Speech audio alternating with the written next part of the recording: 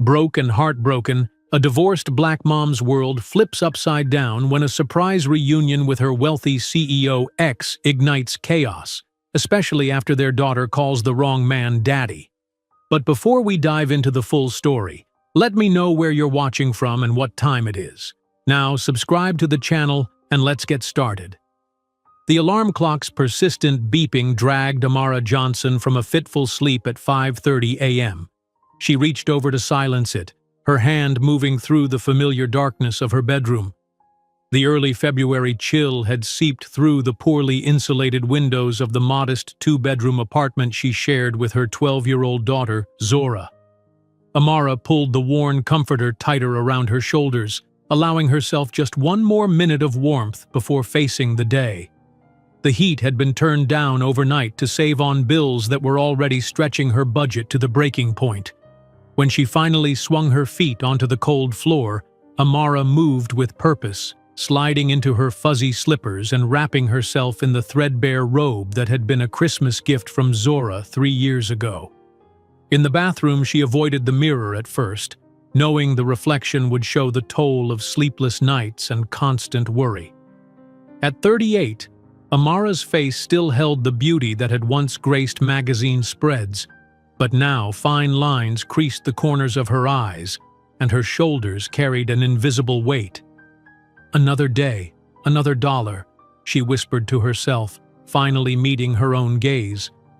"Actually, more like another $50 if I'm lucky." She splashed cold water on her face, the shock helping to clear the fog of too little sleep. As a paralegal at a small law firm, Amara's days were long and her pay modest, hardly enough to maintain the life she wanted to provide for Zora, especially since Marcus had conveniently forgotten to send the child support payments for the third month in a row. Marcus Wilson. The name still stirred a complex mixture of emotions, anger, disappointment, and a residual ache for what might have been. 7 years ago, he had been her husband, a rising executive on his way up the corporate ladder. Now, he was the CEO of Wilson Innovations, one of the fastest-growing tech companies in the country, his face occasionally appearing in business magazines and local news. And he was a father who had effectively abandoned his daughter for the sake of his ambition. Amara busied herself in the kitchen, preparing breakfast and lunch for Zora. The refrigerator was sparsely stocked, but she managed to scramble eggs and toast the last 2 slices of bread. She packed a peanut butter sandwich, an apple, and a small bag of chips into Zora's lunchbox, making a mental note to go grocery shopping after work. The child support check that was supposed to arrive last week would have covered the groceries, the electric bill, and Zora's upcoming school field trip. Without it, Amara would have to dip into her emergency fund yet again. "Zora, time to get up, honey," Amara called, knocking gently on her daughter's bedroom door before pushing it open. Zora was already awake, sitting cross-legged on her bed, scrolling through her phone.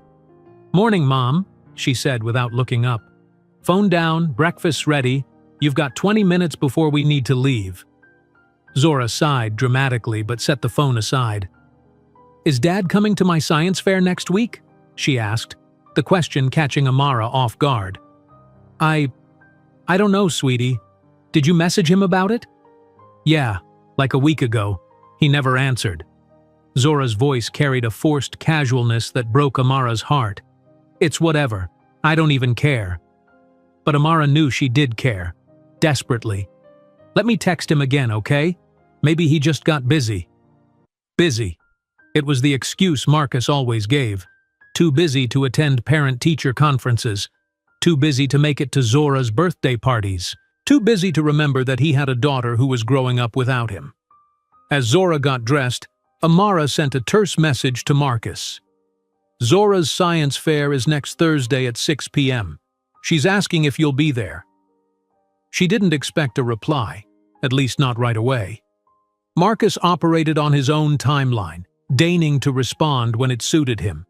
The man who had once promised to love her forever now treated communication with his ex-wife and daughter as an inconvenient obligation. The drive to Zora's middle school was filled with the usual morning chatter, homework assignments, friend drama, and Zora's ongoing campaign for a newer phone. Everyone has the latest model, Mom. Amara listened attentively, cherishing these moments of normalcy amid the constant struggle to keep their lives afloat. "Have a great day, love you," Amara called as Zora hopped out of the car. "Love you too," Zora replied, already distracted by the sight of her friends waiting near the entrance. Amara watched until Zora disappeared into the building before driving to her own workplace, a small law firm specializing in family law. The irony wasn't lost on her, spending her days helping others navigate divorces and custody agreements while her own ex-husband flouted court orders with impunity. "Morning, Amara," greeted Rebecca, the receptionist, as Amara rushed in precisely at 8:30. "Mr. Harrington left a stack of files on your desk. Says they need to be processed by end of day." Amara suppressed a groan. Gregory Harrington was the senior partner and a demanding boss who seemed to believe that paralegals didn't need personal lives.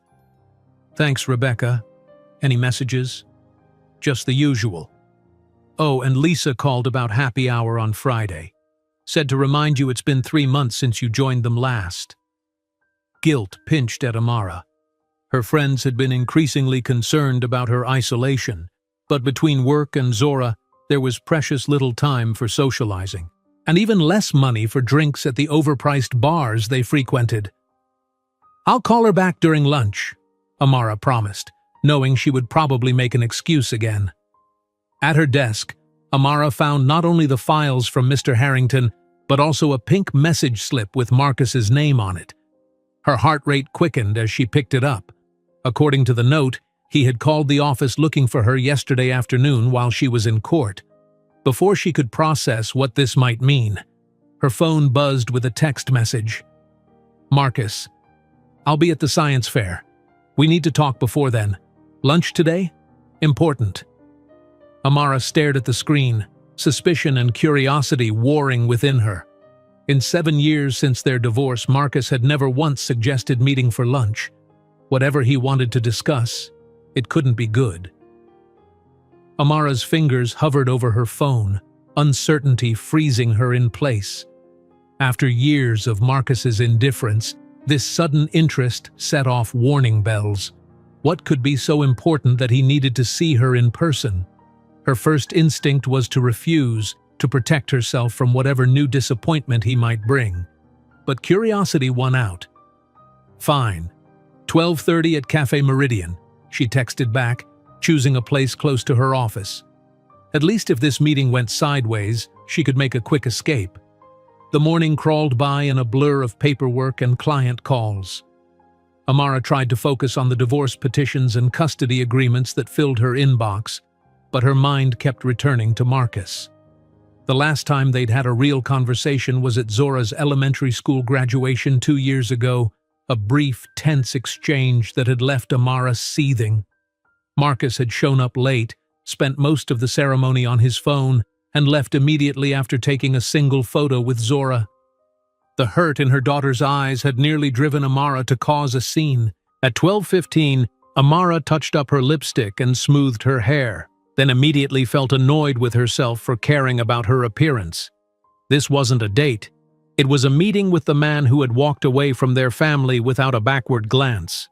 She grabbed her purse and coat, told Rebecca she'd be back by 1:30, and stepped out into the brisk February air. Cafe Meridian was a small, upscale establishment that catered to the downtown business crowd. As Amara pushed through the door, the warm aroma of coffee and freshly baked bread enveloped her. She spotted Marcus immediately, sitting at a corner table, his attention focused on his phone. Some things never changed. He looked up as she approached, and for a moment, Amara was struck by how little he had aged. At 40, Marcus Wilson was still devastatingly handsome, his dark skin smooth, his closely cropped hair now featuring distinguished touches of gray at the temples. Success agreed with him, evident in his tailored suit and the confident set of his shoulders. A far cry from the ambitious but struggling young executive she had married 15 years ago. "Amara," he said, standing as she reached the table. "Thank you for coming." His voice was deeper than she remembered, Or perhaps it was just the formal tone he now used with her, so different from the warm intimacy they once shared. Amara nodded coolly, taking the seat across from him. "You said it was important." A waiter appeared before Marcus could respond, and they ordered quickly. A Caesar salad for Amara, a steak sandwich for Marcus. When they were alone again, an awkward silence settled between them. "You look well," Marcus offered finally, his eyes taking in her appearance with an appraising glance that made Amara's skin prickle. "What do you want, Marcus?" she asked, unwilling to engage in pleasantries. "And why haven't you been sending the child support payments? Zora's field trip is coming up, and I had to take money from my savings again." Marcus had the decency to look uncomfortable. "I apologize for that. There was an issue with the automatic transfers. I've resolved it, and you should receive the back payments by tomorrow. With interest." Amara raised an eyebrow. "An issue that's lasted 3 months? I've been distracted. The company's expansion into international markets has consumed all my attention." He leaned forward, his expression earnest. "But that's actually related to why I wanted to speak with you." Their food arrived, momentarily pausing the conversation. Amara picked at her salad, her appetite diminished by the tension. "Wilson Innovations is about to announce a major new initiative," Marcus continued after the waiter departed. "We're launching a foundation focused on supporting underprivileged youth in STEM education. It's been my passion project for the past year." "That's commendable," Amara said cautiously, unsure where this was heading. "The foundation launch coincides with a profile Fortune magazine is doing on me next month. They want to include personal aspects, not just business." Marcus paused, taking a sip of water. "They've asked about my family." Understanding dawned, and Amara felt a cold anger spreading through her chest. "So after 7 years of minimal involvement in Zora's life, you suddenly want to play the devoted father because it makes for a good PR story?" "It's not like that," Marcus protested, though the flicker in his eyes told Amara she'd hit the mark. "I've been reflecting on my priorities lately. I've missed too much of Zora's childhood already. And this revelation just happens to coincide with a magazine profile that could boost your company's image?" Amara set down her fork, appetite gone entirely. "Don't insult my intelligence, Marcus," he sighed, running a hand over his face. "Fine. Yes, the timing is related to the profile, but that doesn't mean my desire to reconnect with Zora isn't genuine. I've made mistakes, Amara. Serious ones. I want to start making amends." Amara studied him, searching for sincerity in his expression. There was something there. Regret, perhaps, or at least awareness of his failings, but she couldn't trust it. Marcus had always been persuasive. It was part of what made him so successful in business. "What exactly are you asking for?" she said finally. "I'd like to spend more time with Zora. Regular visits, not just special occasions. I want to be part of her life again." He hesitated, then added, "And I'd appreciate if you could help facilitate that. Make it easier for her to welcome me back." Amara laughed, a short, bitter sound. "You want me to smooth things over? Convince our daughter that her absent father suddenly cares about her?" She shook her head. "That's not my job, Marcus. You created this situation. You fix it." "I know I don't deserve your help," he admitted, "but I'm asking for Zora's sake, not mine. She needs her father. She needed her father 7 years ago when you missed her dance recitals. She needed her father 5 years ago when she broke her arm and cried for you in the emergency room. She needed her father every birthday, every Christmas, every ordinary Tuesday when you were too busy building your empire to call her." Amara's voice trembled with suppressed emotion. "Don't talk to me about what Zora needs." Marcus had the grace to look ashamed. "You're right. I've failed her consistently. But I want to do better now. Is that so wrong?" Amara sighed, suddenly exhausted. The anger that had sustained her for years in Marcus's absence felt heavy now, a burden she was tired of carrying. "No, it's not wrong to want to do better. But forgiveness has to be earned, Marcus. Zora's not a prop for your corporate image, and neither am I. I understand that. He reached across the table as if to touch her hand, then thought better of it. I'll be at the science fair next week as I promised. No photographers, no agenda, just a father supporting his daughter. Amara wanted to believe him, for Zora's sake. Her daughter deserved a father who cared, even if he was 7 years late. We'll see. As they finished their meal in awkward silence, Amara's phone buzzed with a text from the school. Her heart dropped as she read the message. I have to go, she said, gathering her things hurriedly. Zora's in the nurse's office. She got into an altercation with another student. Marcus frowned, concern crossing his features. Is she okay? What happened? I don't know yet. This isn't like her. Amara stood, anxiety replacing her earlier irritation. I need to get to the school. I'll come with you, Marcus said, already signaling for the check. Amara hesitated, then nodded curtly. Whatever his motives, Marcus was still Zora's father. And right now, that was what mattered. The drive to Westlake Middle School was tense, with Marcus following in his sleek black Tesla, while Amara navigated the familiar route in her aging Honda. Her mind raced with possibilities. Zora had never been in trouble at school before. She was a straight-A student, quiet and well-behaved to the point that teachers sometimes worried she was too reserved.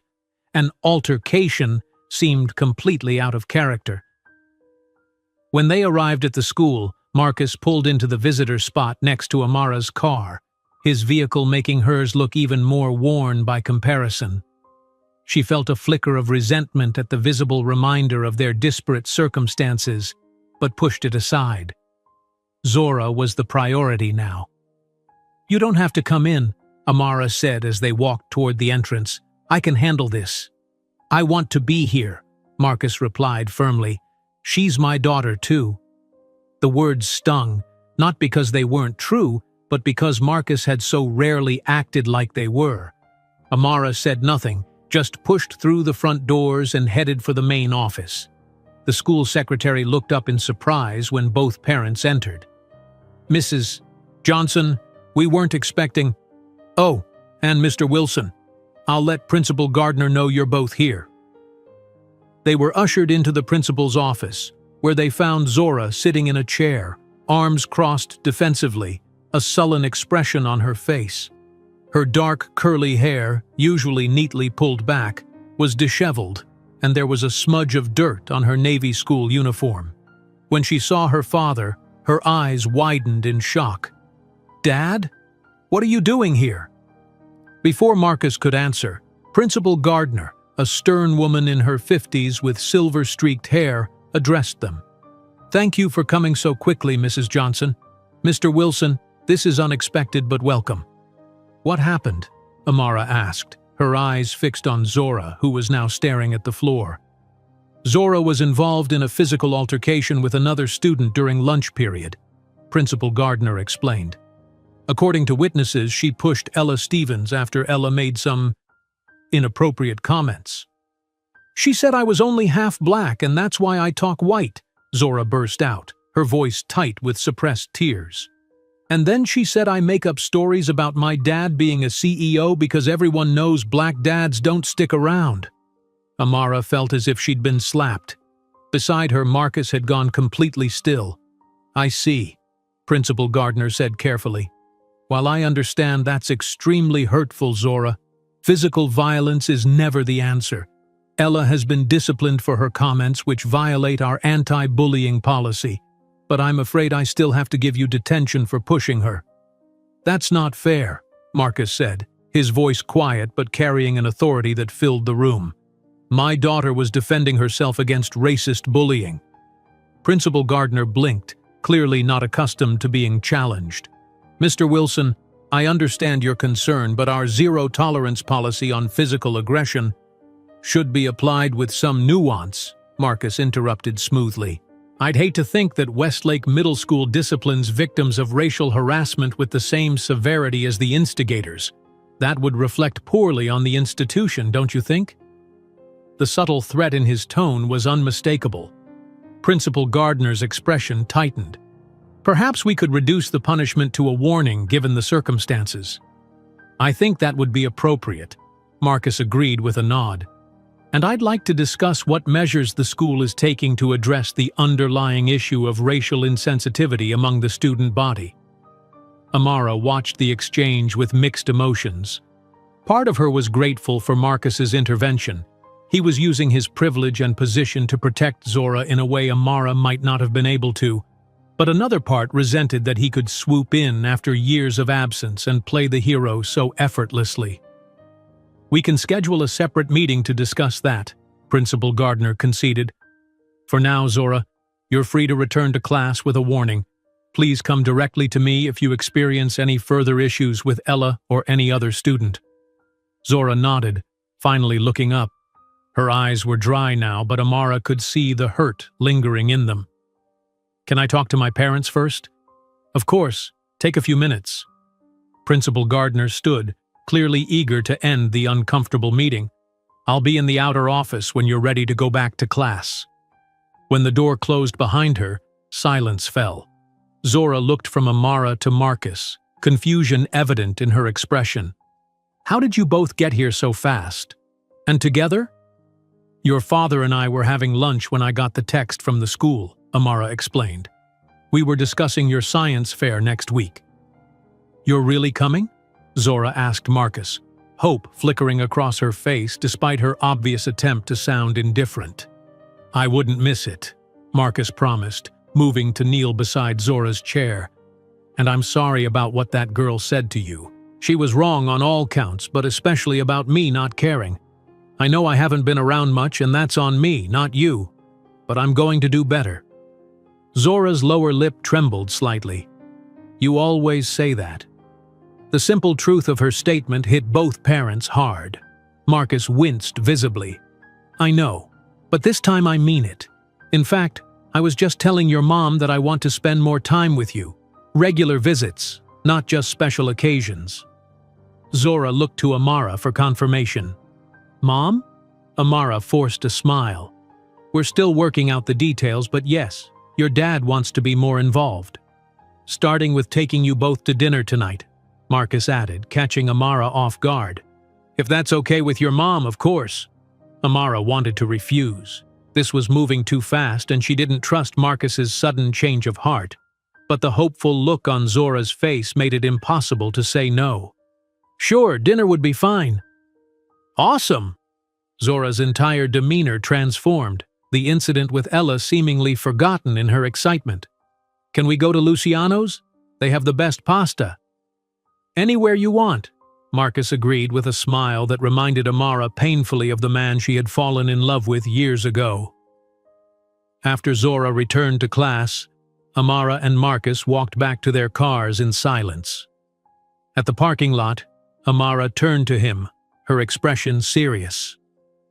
Don't make promises you can't keep, Marcus. Not to her. She's been disappointed enough. I meant what I said in there, he insisted. I want to be part of her life again, a real part. Why now? Amara pressed. And don't give me that line about the foundation and reflecting on your priorities. What really changed? Marcus looked away, his jaw tightening. For a moment, Amara thought he wouldn't answer. Then he sighed deeply. My father died 3 weeks ago. The news caught Amara by surprise. Harold Wilson had been a distant figure even when she and Marcus were married, a self-made businessman who had expected his son to follow in his footsteps and had little time for family sentiments. I'm sorry, she said automatically, though she had never been close to her former father-in-law. Don't be. He was not a good man or a good father. Marcus met her eyes again. At the funeral, I realized I was becoming him, building an empire at the expense of relationships that matter, leaving behind a legacy of success but no real connections. He paused. I don't want Zora to one day stand at my funeral feeling nothing but relief that I'm gone. The raw honesty in his voice gave Amara pause.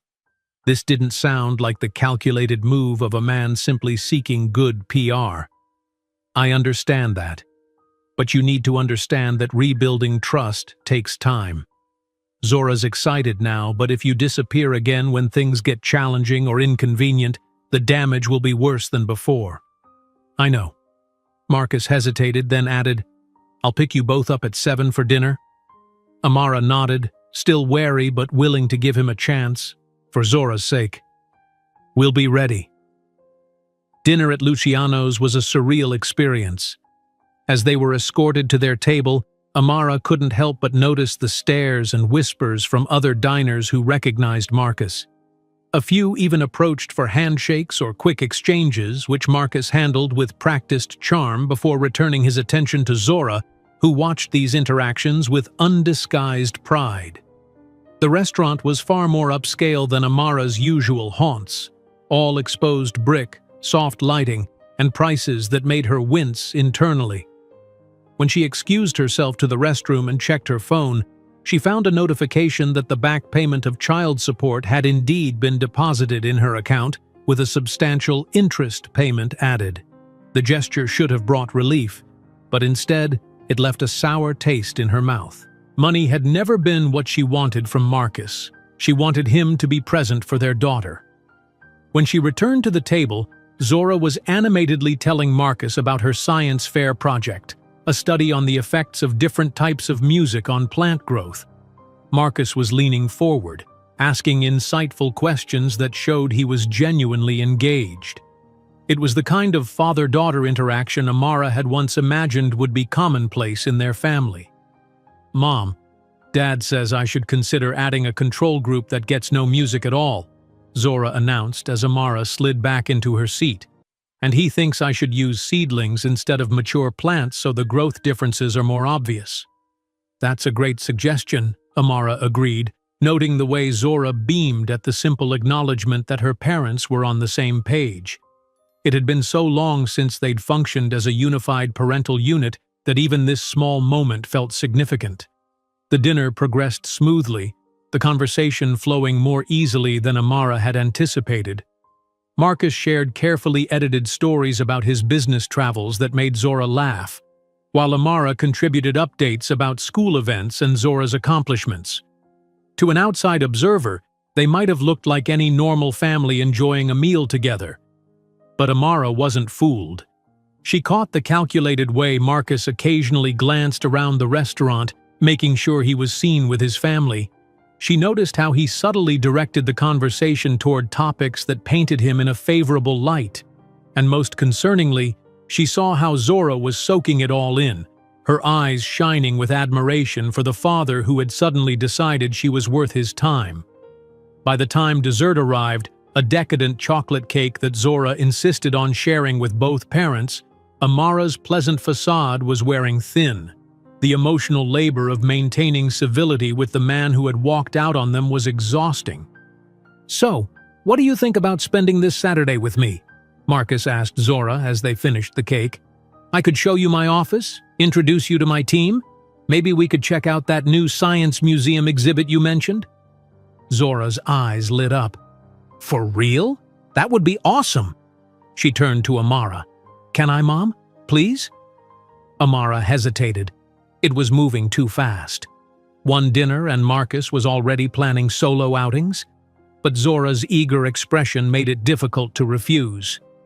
I suppose that would be okay, as long as you're back by dinner time.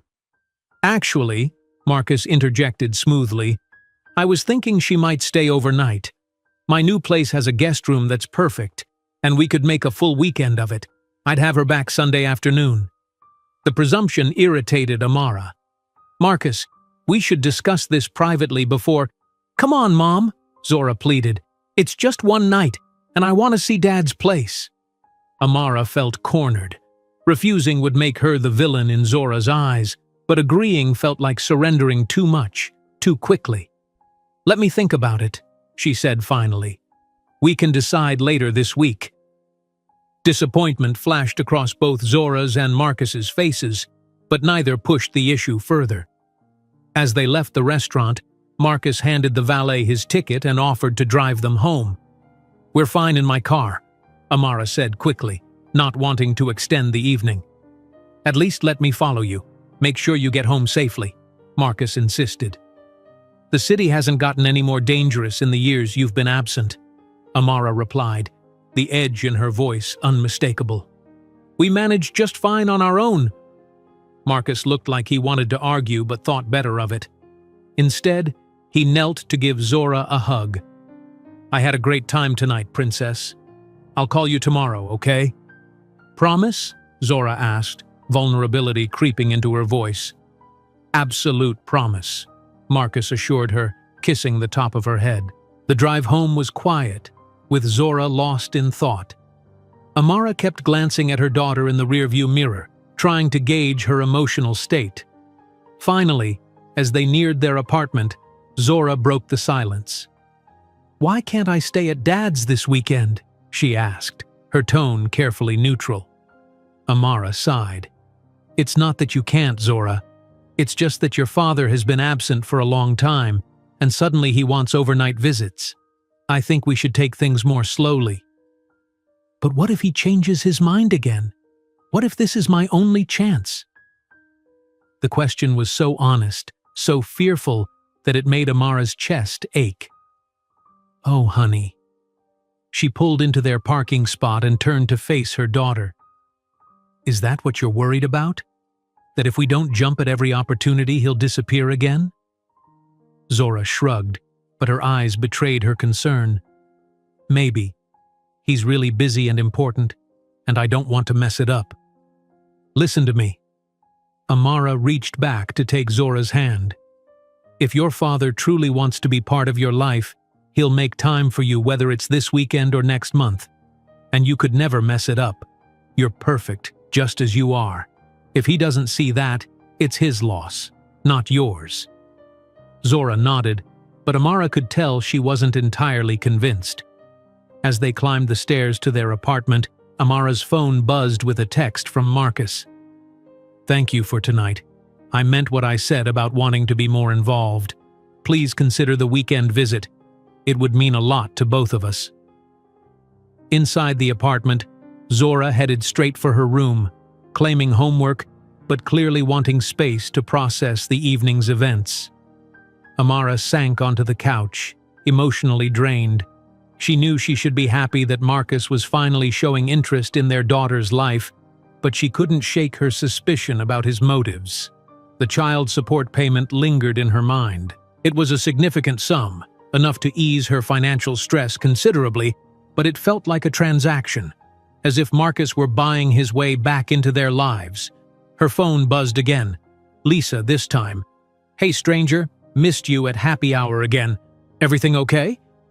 Amara stared at the message, unsure how to even begin explaining the day's events. How could she tell her friends that her ex-husband had suddenly reappeared, charming and contrite, ready to play father after 7 years of neglect? They would tell her to be cautious, to protect Zora from potential disappointment. Advice she already knew she should follow. But seeing the joy on Zora's face tonight had complicated things. Could she really stand in the way of her daughter building a relationship with her father, even if his intentions weren't entirely pure? And what if Marcus was sincere? What if his father's death had genuinely changed his perspective? Amara closed her eyes, remembering the early days of their marriage. Marcus had been ambitious even then, but he'd also been loving, present. They'd planned their family with such care, such hope. When had his drive for success overtaken everything else? When had they become expendable to his grand vision? From Zora's room came the sound of laughter. She was probably texting her friends about dinner with her CEO father. The sound both warmed and worried Amara. Her daughter was so eager for Marcus's attention, so vulnerable to the hurt he could inflict if he disappeared again. One step at a time, Amara murmured to herself. That was the only way forward. Cautious optimism balanced with protective vigilance. She picked up her phone and texted Marcus back. We can try one day this Saturday. No overnight yet. I'll drop her off at 9 a.m. and pick her up at 7 p.m. His response came almost immediately. Thank you, Amara. You won't regret it. I promise. Amara set the phone down without replying. Promises from Marcus Wilson had meant little in the past. This time she would wait and see if his actions matched his words. The rest of the week passed in a blur of routine, punctuated by Zora's increasing excitement about Saturday. Marcus called her every evening as promised, their conversations growing longer each time. Amara tried not to eavesdrop, but she couldn't help overhearing snippets, discussions about Zora's interests, school challenges, and future aspirations. To her surprise, Marcus seemed genuinely engaged, asking thoughtful questions and offering advice that Amara had to admit was sound. By Friday night, Zora was practically vibrating with anticipation as she meticulously packed a backpack for the next day. Outfit changes, her favorite book, even her special leave-in conditioner for her curls. "Dad said we might go swimming at his building's pool," she explained when Amara questioned the swimsuit she was packing. "And then maybe to dinner at this really cool restaurant where they cook right at your table." "Sounds like you have a busy day planned," Amara replied, helping fold a t-shirt. "Just remember, I'm picking you up at 7, no extensions." Zora rolled her eyes. "Yes, Mom, I know. Dad already said he'd have me ready on time." The casual reference to Marcus as Dad, not Father or his first name as Zora had taken to calling him in recent years, wasn't lost on Amara. Already his position in their daughter's life was being restored, the wounds of his absence beginning to heal. Amara wanted to feel happy about this development, but caution tempered her response. One good week didn't erase 7 years of neglect. When Saturday morning arrived, Zora was up and dressed by 7:30 a.m., though they weren't leaving until 8:45. She paced the small apartment, checking her phone constantly, as if afraid Marcus might cancel at the last minute. Amara watched her with a mixture of amusement and concern. "Honey, relax. Your father will be there." "I know," Zora said unconvincingly. "I just don't want to be late." The drive to Marcus's downtown condominium was mostly silent, with Zora staring out the window, lost in thought. When they pulled up to the gleaming high-rise, her eyes widened. "Dad lives here? It's like a palace." Amara suppressed a sigh. The contrast between their modest apartment and Marcus's luxury building couldn't have been more stark. "It's just a building, Zora. What matters is the time you spend together, not where he lives." "I know, but still. It's so cool."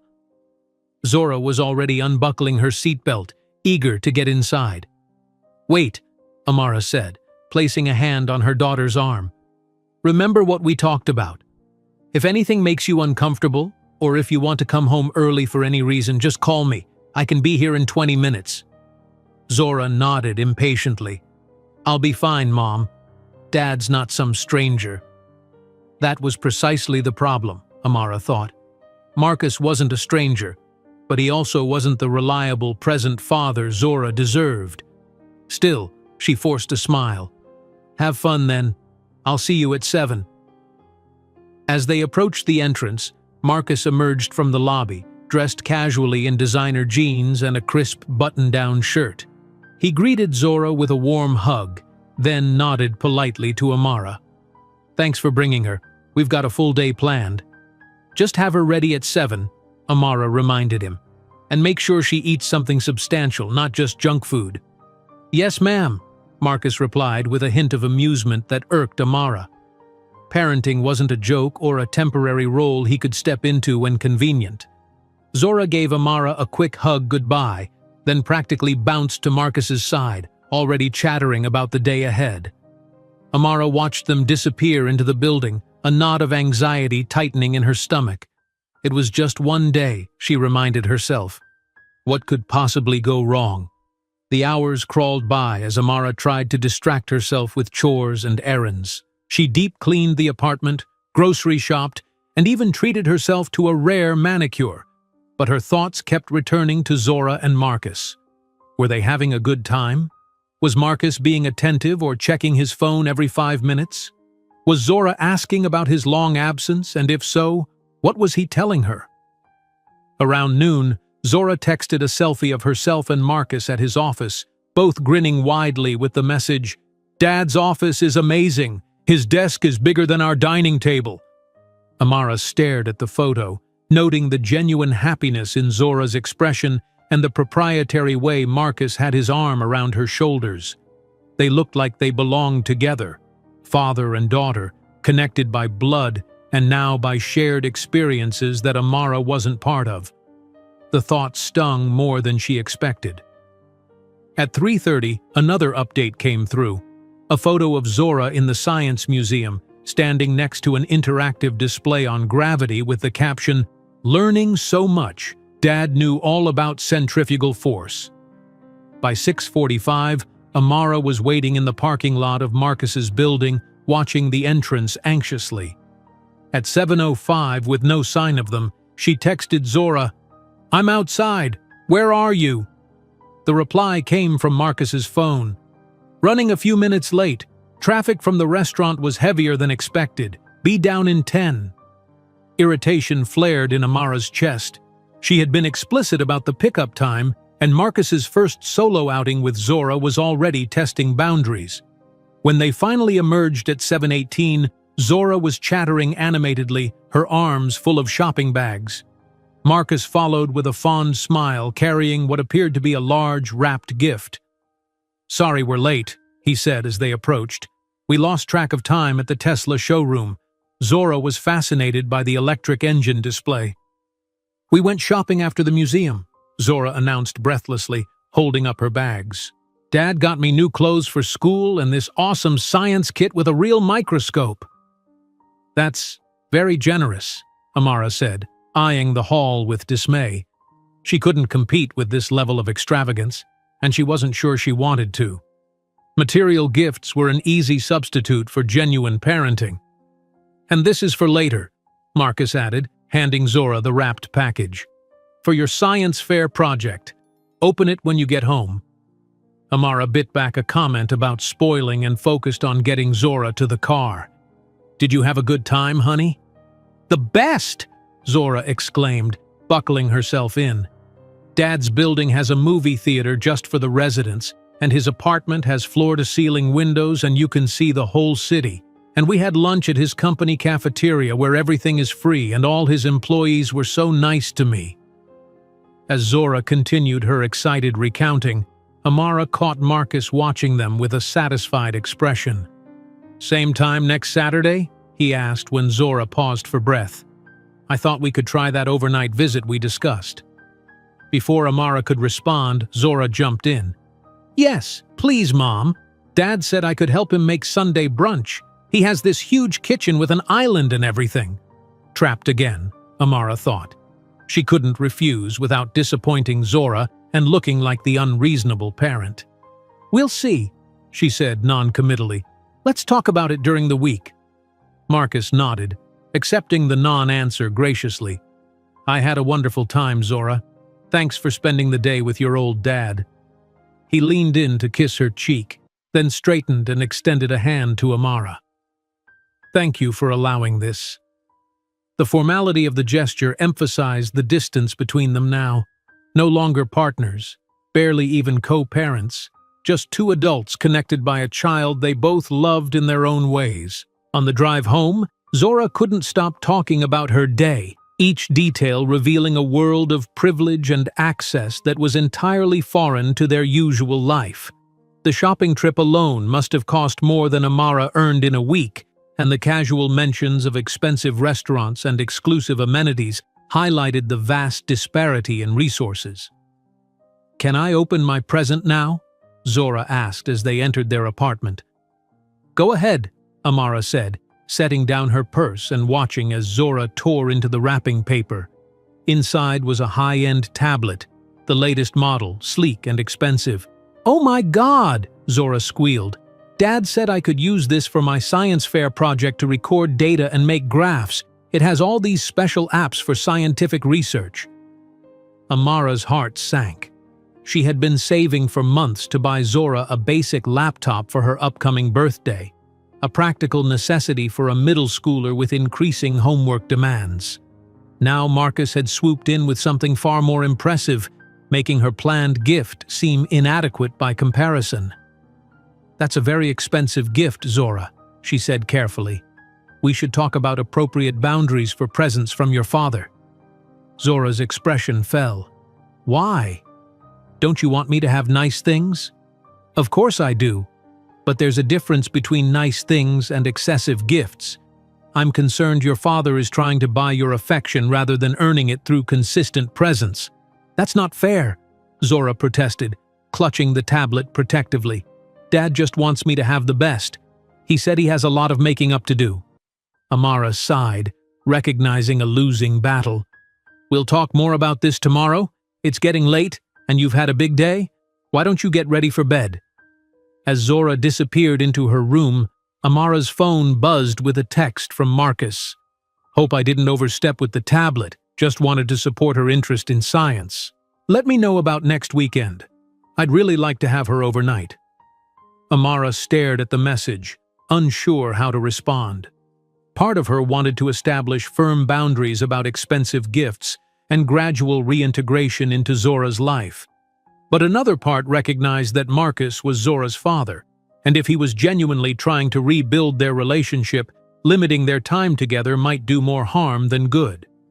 The question that kept nagging at her was whether his interest was sincere or merely convenient timing for his public image campaign, and if it was the latter, how would Zora handle the inevitable disappointment when his attention waned again? The science fair arrived on Thursday evening, transforming Westlake Middle School's gymnasium into a showcase of student projects. Amara helped Zora set up her display, an impressive arrangement of potted seedlings that had been exposed to different music genres, complete with detailed charts showing growth patterns and a digital presentation on the new tablet. The contrast between Zora's polished project and some of the more modest displays around them wasn't lost on Amara. "Do you think Dad will really come?" Zora asked for the third time, nervously adjusting the position of her plants. "He promised he would," Amara reminded her, though privately she wondered the same thing. Despite Marcus's daily calls to Zora and apparent enthusiasm about the science fair, Amara couldn't help worrying that something more important would come up at the last minute.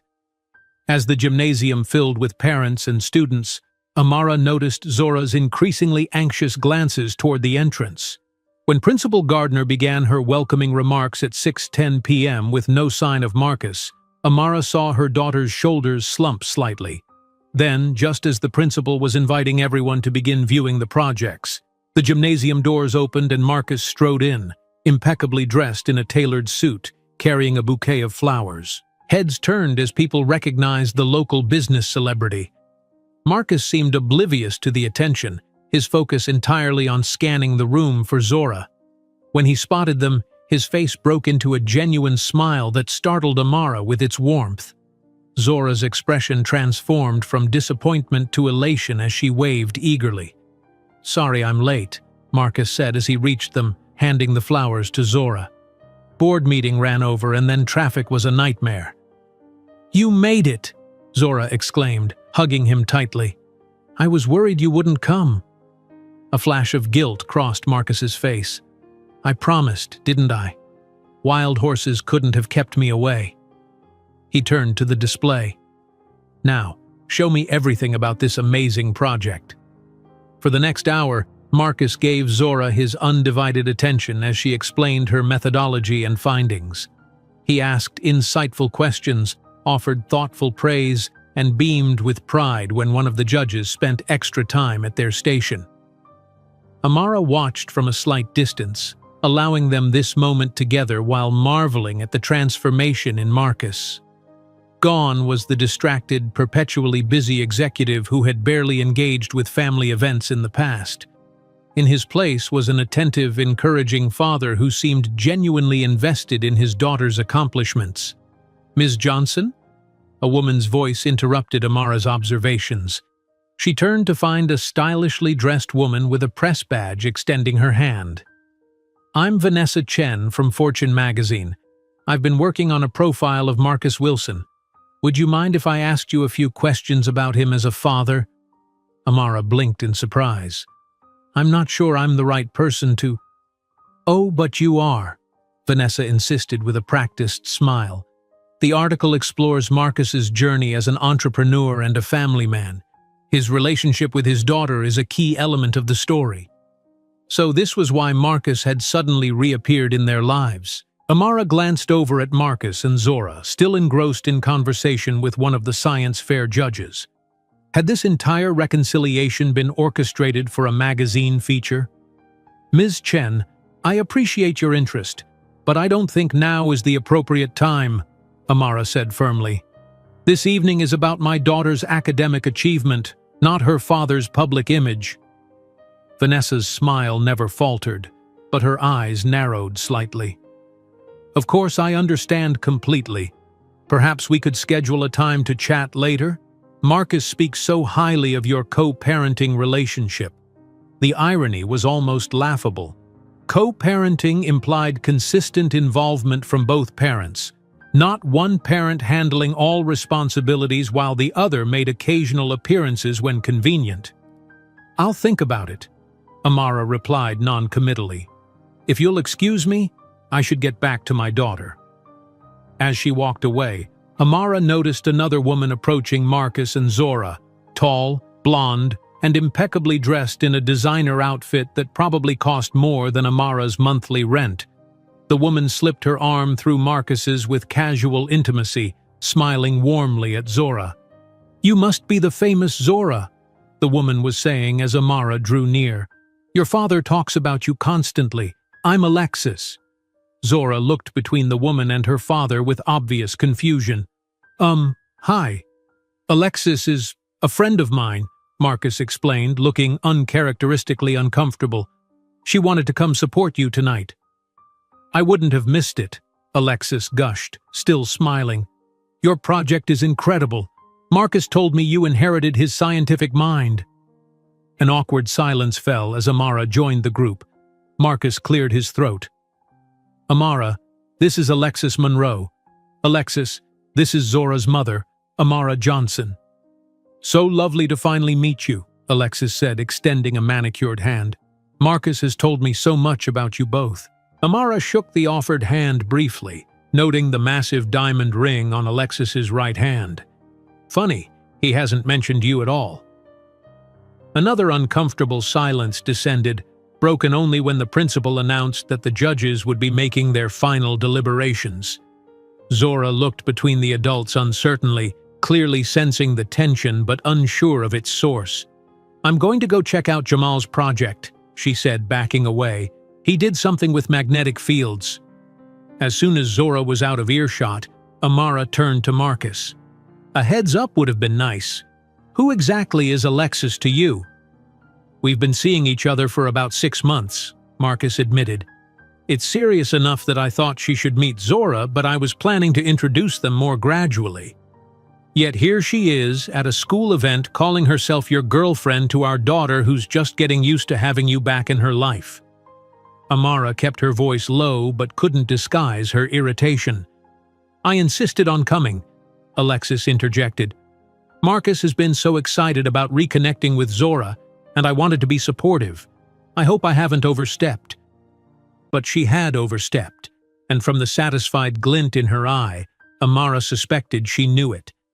This wasn't about supporting Zora. It was about establishing her position in Marcus's life, and by extension, in Zora's. "Marcus, could I speak with you privately for a moment?" Amara asked, already moving toward a quieter corner of the gymnasium. Once they were alone, she didn't mince words. "What are you doing? First the fortune reporter, now your girlfriend. Is this evening about Zora at all, or is it just a photo opportunity for your new family man image?"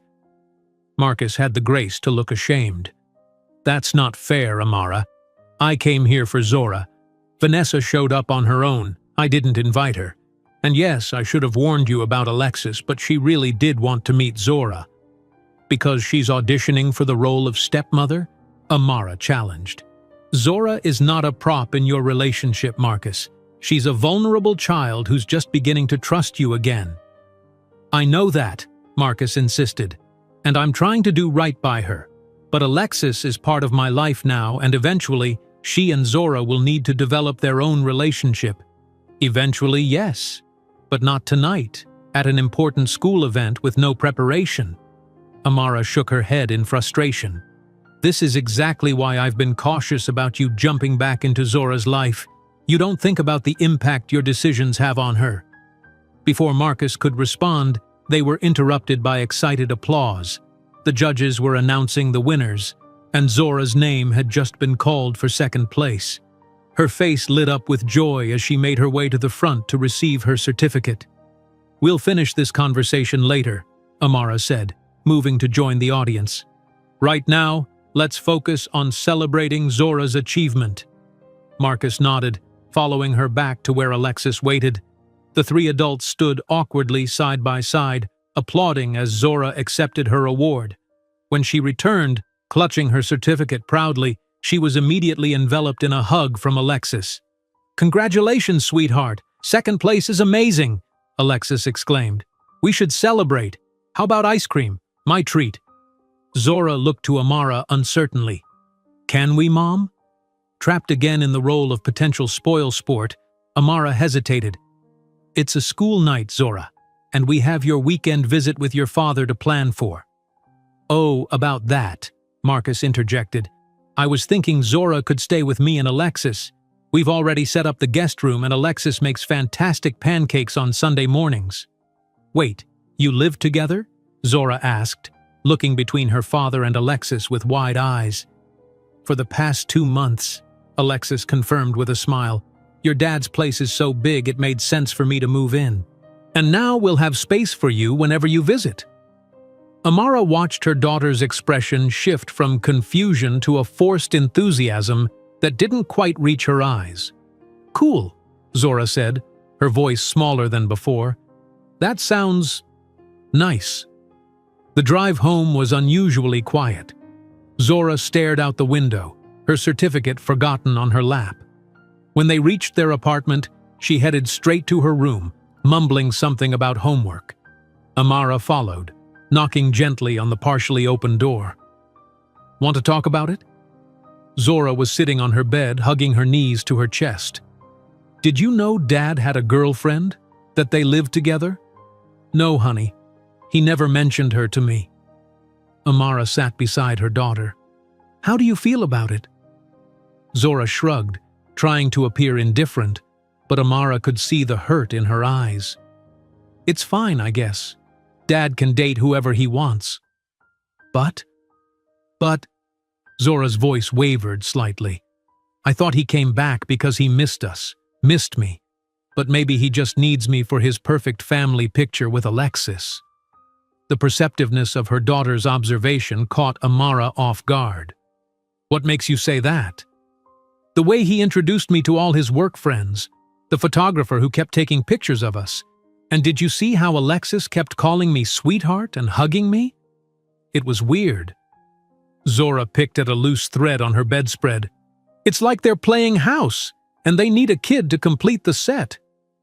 Amara's heart ached for her daughter. Despite her youth, Zora had an uncanny ability to detect inauthenticity, a skill honed, perhaps, by years of disappointment from her father. "Do you still want to stay with them this weekend?" Amara asked gently. Zora considered the question for a long moment. "I think so. I want to see Dad's place again. And maybe Alexis isn't so bad when you get to know her." She hesitated. "But can I call you if I want to come home early?" "Anytime, day or night," Amara promised, pulling her daughter into a hug. "I'm always here for you, no matter what." As Zora settled in to finish her homework, Amara's phone buzzed with a text from Marcus. "I should have told you about Alexis. I'm sorry, but she really is excited to get to know Zora. Can we still do the overnight visit?" Amara sighed, typing back, "It's Zora's decision, and she wants to try. But Marcus, she's perceptive. She can tell when she's being used as a prop. Be honest with her about your intentions, or you'll lose her trust for good." His response came quickly. "I'm not using her as a prop. I genuinely want to be part of her life again." Amara didn't reply. Only time would reveal the truth of his intentions, and she could only hope that Zora wouldn't be hurt in the process of discovering it. By Saturday morning, Zora's enthusiasm for the overnight visit had dampened considerably. She packed slowly, her earlier excitement replaced by a quiet thoughtfulness that concerned Amara. "We can cancel if you want," Amara offered as she helped fold a sweater. "I can tell your father you're not feeling well." Zora shook her head. "No, I want to go, She trailed off, searching for words. "I thought it would be just me and Dad. Now it's like I have to impress his girlfriend too." "You don't have to impress anyone," Amara said firmly. "Just be yourself. If they can't appreciate how amazing you are exactly as you are, that's their loss." Zora smiled weakly. "Thanks, Mom." She zipped her overnight bag with finality. "I'll be fine, and I'll call if I need you." The drive to Marcus's condominium was tense.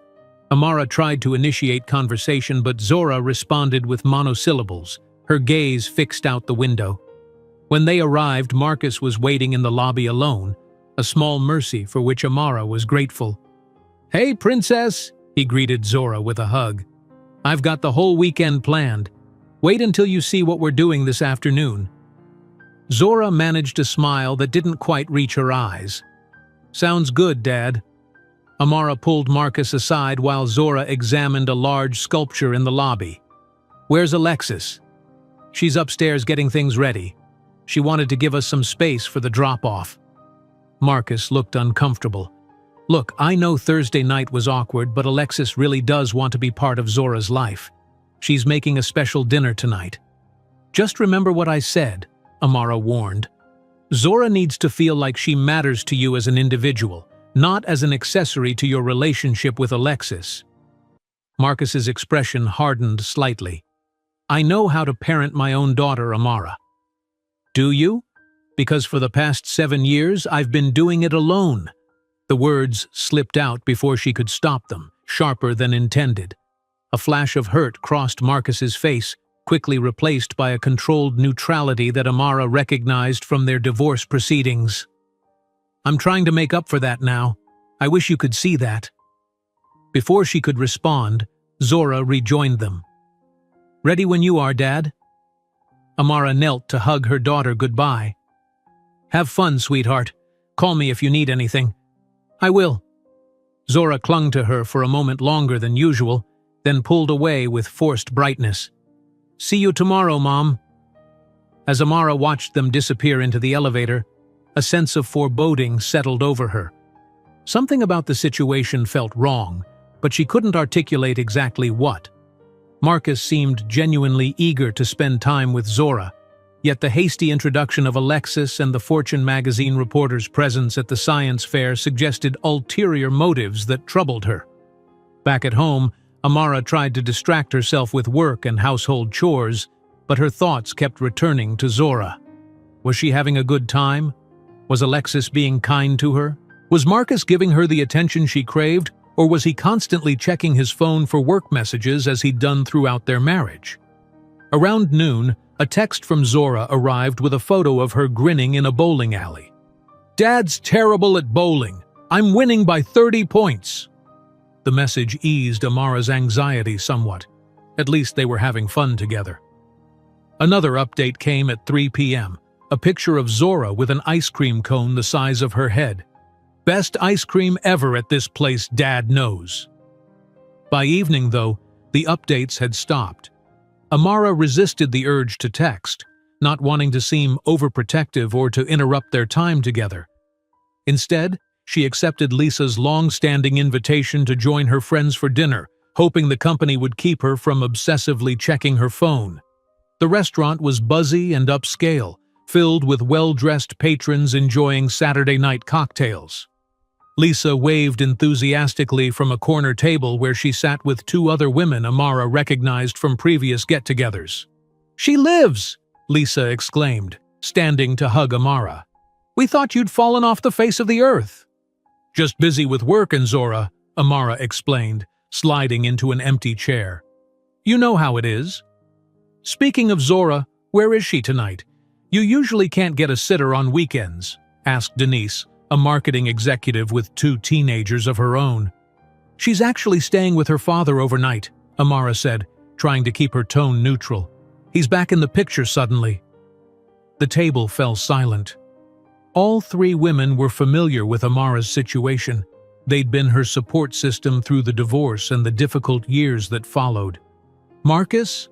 Mr. CEO who couldn't be bothered to show up for her birthday last year?" Lisa asked incredulously. "What changed?" Amara sighed, reaching for the wine that had already been poured for her. "Apparently his father died, and he had some sort of epiphany about family being more important than work. That, and Fortune magazine is doing a profile on him that includes his personal life." "Ah, there it is," Denise nodded knowingly. "Nothing like a little PR motivation to rediscover your parental instincts." "That's not fair," protested Jasmine, the most diplomatic of the group. "Maybe he really did have a wake-up call. People can change." "Maybe," Amara conceded, though her tone betrayed her skepticism. "But he's also got a serious girlfriend he never mentioned, who's now playing happy stepmother with Zora. The whole thing feels orchestrated." "Wait, he has a girlfriend?" Lisa leaned forward, intrigued. "Who is she?" "Her name's Alexis Monroe. Tall, blonde, looks like she walked out of a luxury brand catalog." Amara took a sip of wine. "She showed up unannounced at Zora's science fair and started calling her sweetheart within 30 seconds of meeting her." Denise grimaced. "Red flag. She's staking her claim, making sure everyone knows she's part of the package now." "Exactly," Amara agreed. And Zora picked up on it immediately. She said it felt like they were playing house and needed a kid to complete the set. "Smart girl," Lisa commented. "So why did you let her go for the overnight visit if you're so concerned?" Amara swirled her wine, considering the question. "Because Zora wanted to try, and because, I don't know, maybe I'm being paranoid. Maybe Marcus really does want to be a father again, and I'm letting my past hurt cloud my judgment." "Or maybe your instincts are spot on," Denise countered. "You know Marcus better than anyone. If something feels off, trust that feeling." The conversation shifted to other topics as their meals arrived, but Amara remained distracted, checking her phone discreetly throughout dinner. No more messages from Zora. By 9 p.m., concern had evolved into worry. "Just text her," Lisa advised, noticing Amara's preoccupation. "It's not helicopter parenting to check in on your kid's first overnight with her basically stranger father." Amara nodded, stepping away from the table to compose a message. "Hope you're having fun. Everything okay?" The response came almost immediately, but it wasn't from Zora. It was from Marcus's number. "Zora's fine. We're at a work event.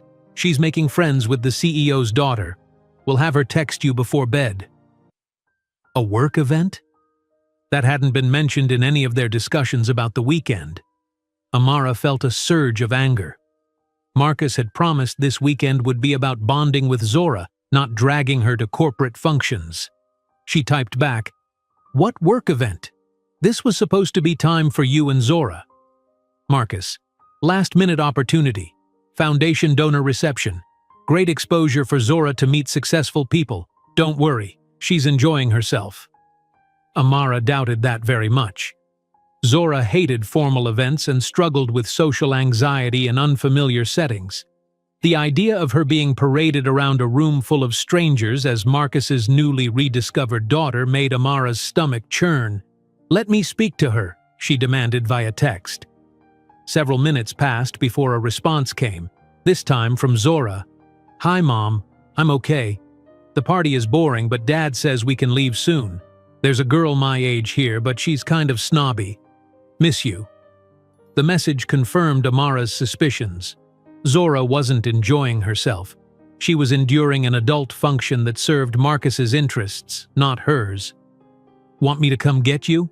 Amara offered, already calculating how quickly she could reach the venue, wherever it was. "No, it's okay. Dad promised we'd watch a movie when we get home. Love you." Amara stared at the message, conflict raging within her. Should she insist on picking Zora up? Or would that undermine her daughter's attempt to build a relationship with her father? Before she could decide, Another text arrived from Marcus. "Don't overreact.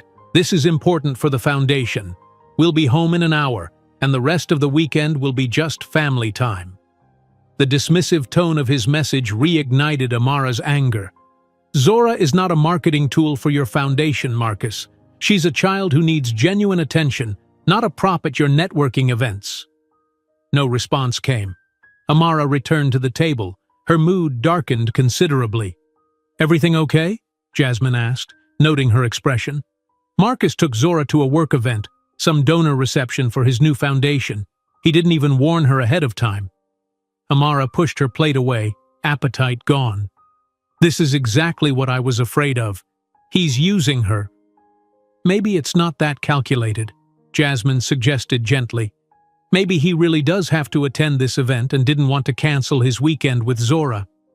"Then he should have asked me first," Amara insisted. "Zora hates those kinds of functions. She's probably miserable right now, being introduced to strangers and expected to make small talk." Lisa placed a comforting hand on Amara's arm. "So what are you going to do?" "Nothing tonight," Amara decided reluctantly. "Zora says she wants to stay, but tomorrow—" She trailed off, unsure of her next steps. The situation had confirmed her worst fears about Marcus's motives, but confronting him directly might only hurt Zora more. As dinner concluded and Amara prepared to leave, her phone buzzed with an incoming email. The sender was unfamiliar, but the subject line made her freeze. "Marcus Wilson, Family Man feature, photo approval requested." With a growing sense of dread, Amara opened the email to find a message from Vanessa Chen, the fortune reporter from the science fair. "Dear Ms. Johnson, attached are the photos we'd like to use for the Family Man section of our Marcus Wilson profile. As you did not consent to an interview, we've focused on Marcus's relationship with Zora. Please let me know if you have any objections to the enclosed images. We're particularly fond of the father-daughter moment at the science fair. Best regards, Vanessa Chen." Amara clicked on the attachments with trembling fingers. There were several professional photos from the science fair, capturing Marcus and Zora in what appeared to be candid moments of paternal pride and filial admiration. But it was the final image that made Amara's blood run cold. A photo taken that very evening showing Marcus with his arm around Zora at what was clearly the donor reception, with Alexis beside them. The three posed like a perfect family unit. Zora's smile looked forced, her body language stiff and uncomfortable. The pieces fell into place with sickening clarity. This wasn't about Marcus reconnecting with his daughter out of genuine remorse or a desire to be a better father. This was a carefully orchestrated PR campaign to rebrand Marcus Wilson as a dedicated family man in time for the launch of his foundation. And Zora was the unwitting centerpiece of the entire charade. Amara barely slept that night, her mind racing with anger and concern. By morning, she had made a decision. She would pick Zora up early, confront Marcus about the Fortune article, and put an end to this manipulation. But first, she needed evidence beyond her suspicions. With coffee in hand, she opened her laptop and began searching for information about Marcus's new foundation. The Wilson Future Innovators Foundation had been announced 3 weeks ago with a press release that emphasized Marcus's commitment to fostering the next generation of diverse tech leaders, inspired by his own experience as a father. There was no mention of his 7-year absence from Zora's life, of course. Further searching revealed a slick website featuring photos of Marcus with various children in classroom settings, all carefully multicultural, all looking up at him adoringly. The About page mentioned that the foundation was Marcus's passion project and highlighted his desire to create opportunities for underserved youth like his own daughter faced as a young black girl interested in STEM. Amara nearly choked on her coffee. Zora had never been underserved in her interest in science. Amara had scraped together money for science camps, bought second-hand microscopes, and spent countless evenings helping with experiments. What Zora had lacked was a father's presence, not opportunities. The final confirmation came when Amara found an article in a business journal about the foundation's upcoming launch gala, scheduled for next month. The piece quoted Marcus, "This foundation represents my core values: excellence, opportunity, and family. My daughter Zora inspires everything we do." Her phone buzzed with a text from Zora. "Morning, Mom. Dad's making Belgian waffles for breakfast. Alexis is still asleep. Can you pick me up at 3 instead of 2? We're going to the art museum this afternoon." The normalcy of the message gave Amara pause. Maybe Zora was enjoying herself after all? Should she disrupt that for her own suspicions? But the evidence was too compelling to ignore. "I'll be there at 11, Amara texted back. "Something's come up. We can talk when I get there." Marcus called almost immediately. "What's going on? Zora says you're coming early." "We need to talk, Marcus. About the Fortune article, the foundation, all of it." Amara kept her voice level despite her anger. "I'll be there at 11. "Amara, you're overreacting. The article is—" "Save it for when I get there." She ended the call, not trusting herself to remain civil if the conversation continued.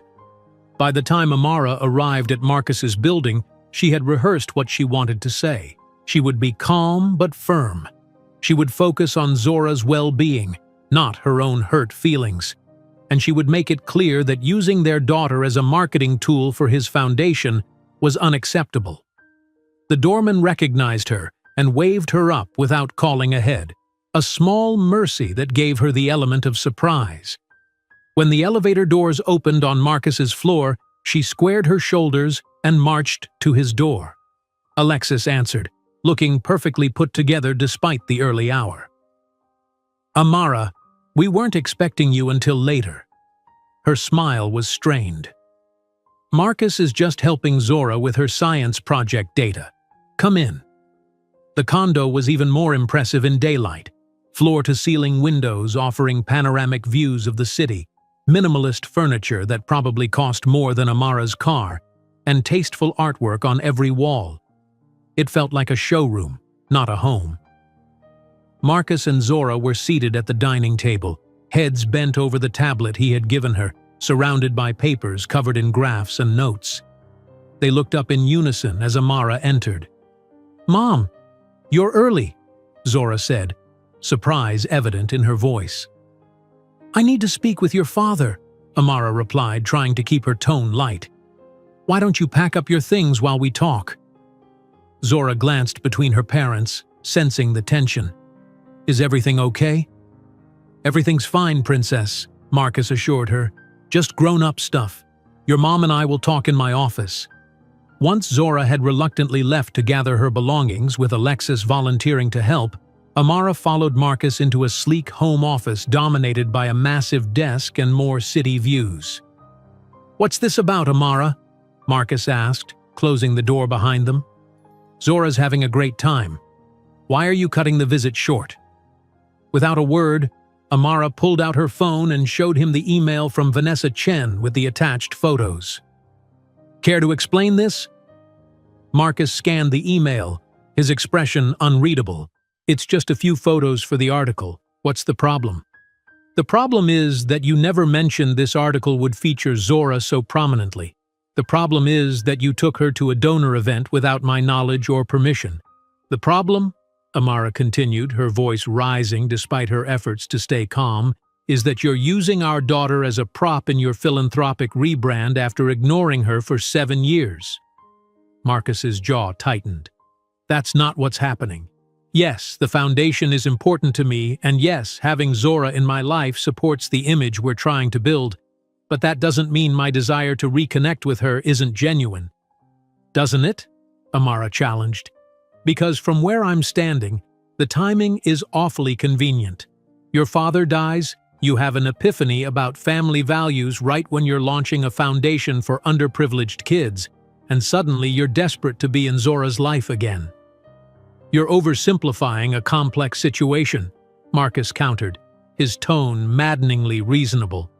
"Yes, my father's death was a wake-up call, and yes, the foundation and my personal journey happened to coincide. but that doesn't make my feelings for Zora any less real. Then why didn't you tell me about the article? Why didn't you ask permission before taking her to a donor event? Why this whole charade with Alexis playing stepmother after you've been dating for just 6 months? Marcus sighed, running a hand over his face. I should have been more transparent, I admit that, but I wasn't sure how you'd react. You've been protective since the divorce. Protective? Amara repeated incredulously. Is that what you call it when a mother shields her child from a father who repeatedly disappoints her? Who misses birthdays and school events? Who can't be bothered to call except when it's convenient for him? I made mistakes, Marcus acknowledged, his voice softening. Serious ones. I'm trying to make amends now. By using her for publicity photos? By dragging her to corporate events where she knows no one? That's not making amends, Marcus. That's exploitation. Before Marcus could respond, the office door opened, and Zora stood there, her face pale, her overnight bag clutched in one hand. From her expression, it was clear she had heard at least part of their conversation. You're using me for your foundation? She asked, her voice small and hurt. That's why you suddenly wanted to see me again? Marcus moved toward her immediately. No, Zora, that's not it at all. Your mother is misunderstanding the situation. But Zora backed away from him, tears welling in her eyes. I heard you. You said having me in your life supports the image you're trying to build. What does that even mean? It means that I'm proud to be your father, Marcus tried to explain, desperation creeping into his voice. And yes, that pride extends to my professional life, including the foundation. But that doesn't mean… Is that why you took those pictures last night? Why you made me change clothes 3 times and told me to stand closer to Alexis? Zora's voice cracked. Was it all fake? Of course not, Marcus insisted, but the guilt on his face was answer enough. Alexis appeared in the doorway behind Zora, her expression tense. Marcus, maybe we should all calm down and discuss this rationally. There's nothing to discuss, Amara said firmly, moving to Zora's side and placing a protective arm around her shoulders. We're leaving. Wait, please, Marcus pleaded, his composure finally cracking. Zora, I know this looks bad, but I swear, my feelings for you are real. Yes, the foundation is important to me, and yes, I want you to be part of that story. But that's because I'm genuinely proud of you, not because I'm using you. Zora looked at him, tears now streaming down her face. Then why didn't you want me in your life before? Why now? Why only when it helps your company image? Marcus seemed at a loss for words, a rare occurrence for the polished CEO. It's complicated, Princess. Stop calling me that. Zora's outburst surprised everyone, including herself. I'm not a little kid anymore, and I'm not stupid. I know when I'm being used. The raw hurt in her voice seemed to finally break through Marcus's defenses. He sat heavily in his desk chair, the picture of a man watching his carefully constructed world crumble. You're right, he admitted quietly. I haven't been honest. With you, with your mother, or even with myself. The foundation isn't just a coincidence. When I was planning it, I realized how hypocritical it would look to champion opportunities for children while ignoring my own daughter. The brutal honesty of his confession hung in the air. Amara felt Zora stiffen beside her. So I was just a PR problem to solve, Zora said flatly. No, that's not what I meant, Marcus backpedaled desperately. The foundation made me confront my failings as a father, yes. But once I reached out, once I saw you again, everything changed. I remembered what I'd been missing. I realized how much I truly wanted to be part of your life. But the damage was already done, Alexis interjected unexpectedly. All eyes turned to her. Marcus, you need to tell them the whole truth. Marcus shot her a warning look, but Alexis continued, addressing Amara and Zora directly. The board was concerned about the optics of Marcus launching a children's foundation when he's been an absent father. They suggested he reconnect with Zora before the public announcement. Amara felt as if she'd been punched in the stomach.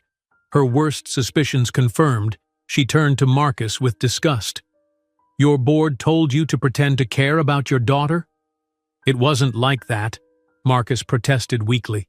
"They simply pointed out a potential PR issue. The decision to reach out was mine." "Because it was good business," Zora concluded, her young face suddenly looking much older in its understanding. "Not because you missed me." "Zora, please." Marcus stood, reaching for her. "Yes, it started that way, but these past weeks, getting to know you again, that's been real. You're brilliant and kind and everything I could hope for in a daughter. I do love you." "You love the idea of me," Zora corrected him, stepping back. "The perfect daughter who makes you look good in magazines. But you don't know me at all." With that, she turned and walked out of the office, her shoulders straight despite the obvious weight of her pain. Amara moved to follow, but paused in the doorway to deliver a final message to Marcus. "Stay away from her," she said quietly. "No more calls, no more gifts, no more pretending to be the father she deserves. She's been through enough." "Amara, you can't keep her from me," Marcus argued, rising from his chair. "I have rights." "Rights you've ignored for 7 years," Amara reminded him coldly. "If you try to force this, I'll go public with the real story. How Marcus Wilson, philanthropist and child advocate, abandoned his own daughter until his PR team told him it looked bad. How's that for optics?" She didn't wait for his response, following Zora out of the condo and into the elevator. As the doors closed on Marcus's stricken face, Amara felt no satisfaction, only a deep sadness for what might have been and for the fresh wound her daughter now carried. In the car, Zora sat in silence, staring out the window as the city passed by. Amara reached over to squeeze her hand gently. "I'm so sorry, honey." "I knew it was too good to be true," Zora whispered, her voice thick with unshed tears. "Nobody just changes like that overnight. I was stupid to believe him." "You weren't stupid," Amara insisted. "You were hopeful. There's a difference, and hope is never something to be ashamed of." As they drove home, Amara wondered if the damage Marcus had done could ever truly be repaired, and she silently vowed that she would never let anyone hurt her daughter that way again, not even her own father. The apartment was painfully quiet for the rest of the day. Zora retreated to her room immediately upon their return, and though Amara checked on her periodically, she respected her daughter's need for space to process her hurt. Around dinner time, Amara knocked gently, bearing a plate with Zora's favorite comfort food, grilled cheese and tomato soup. "Not hungry," Zora mumbled from beneath her blankets. "You need to eat something, sweetie," Amara insisted, setting the plate on the nightstand. "Even if it's just a few bites." Zora emerged slowly, her eyes red-rimmed from crying, her curls flattened on one side from lying down. "Why did he do it, Mom? Why pretend to care about me just for some stupid magazine article?" Amara sat on the edge of the bed, choosing her words carefully. "I don't think it was just about the article, Zora. I think your father has convinced himself that his intentions were good, even if his actions tell a different story. But he lied to me, to us." Zora picked up the sandwich half-heartedly. "He made me think he finally wanted to be my dad again." "People can lie to themselves as easily as they lie to others," Amara said gently. "Marcus has always been good at justifying his choices, even when they hurt people." Zora took a small bite of sandwich, chewing thoughtfully. "Was he always like this? Even when you were married?" The question caught Amara off guard. She had been careful over the years not to poison Zora's perception of her father, sharing only the barest facts about their divorce and his subsequent absence. But now, with Zora old enough to understand nuance and Marcus having revealed his true nature so clearly, perhaps honesty was the kindest approach. "Your father was complicated," Amara began. "When we met, he was ambitious but also caring and present. He wanted success, but he also valued our relationship. We were partners, planning a future together." She smiled faintly at the memory. "When I got pregnant with you, he was thrilled. He painted your nursery himself, talked to you through my belly every night." "Really?" Zora looked surprised. "So what changed?" "Success, I think. As his career took off, his priorities shifted. Meetings became more important than dinner together. Business trips extended longer and longer. By the time you were 3, he was essentially a visitor in our home." Amara sighed. "I tried to make it work, to remind him of what mattered. But eventually, I realized I was fighting for someone who didn't exist anymore." "And then he left," Zora concluded flatly. "Actually, I asked for the divorce," Amara corrected. "I couldn't keep pretending we were a family when one of us was never there. I hoped that having set visitation times might actually make him more present for you. That without the responsibility of a wife and household, he might focus his limited family time on being a good father. But he didn't." "No," Amara acknowledged sadly. "He didn't. The visitation schedule lasted about 6 months before the cancellations started. Work emergencies, business trips, important meetings that couldn't be rescheduled." Zora set down her half-eaten sandwich.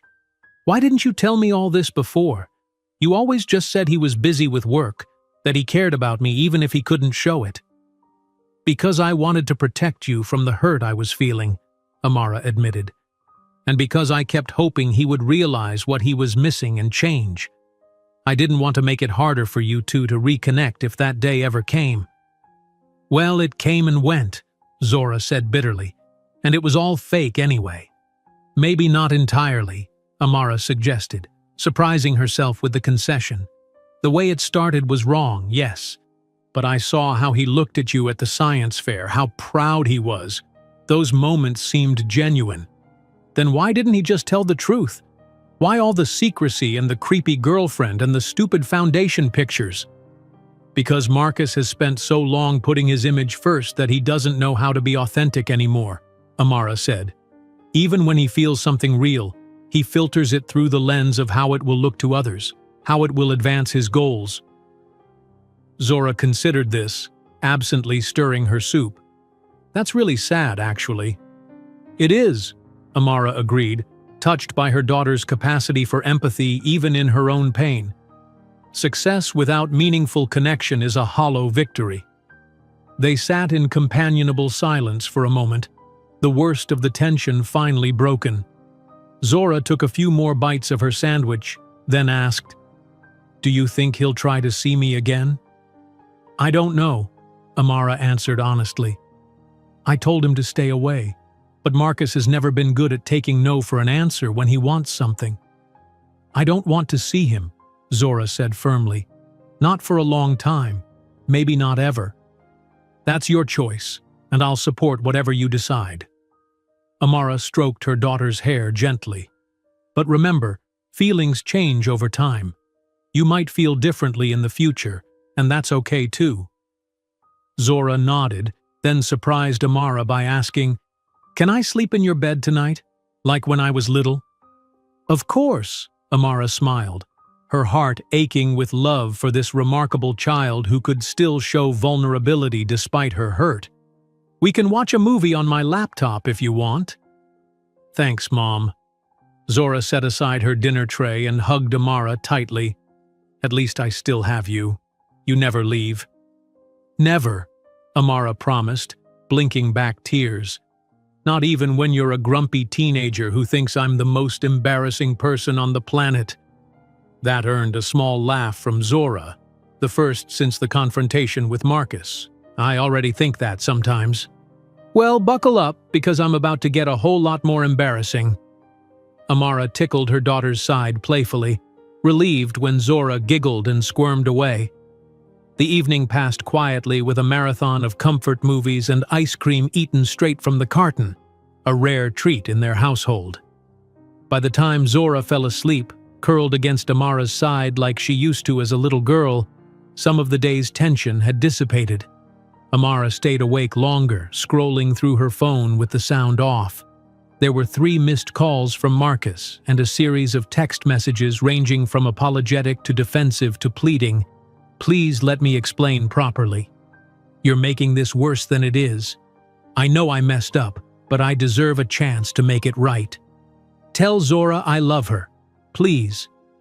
Amara, we need to talk about this like adults. The foundation launch is in 3 weeks. We can still fix this. The final message, focusing on the foundation timeline rather than Zora's emotional well-being, confirmed Amara's decision to keep Marcus at a distance.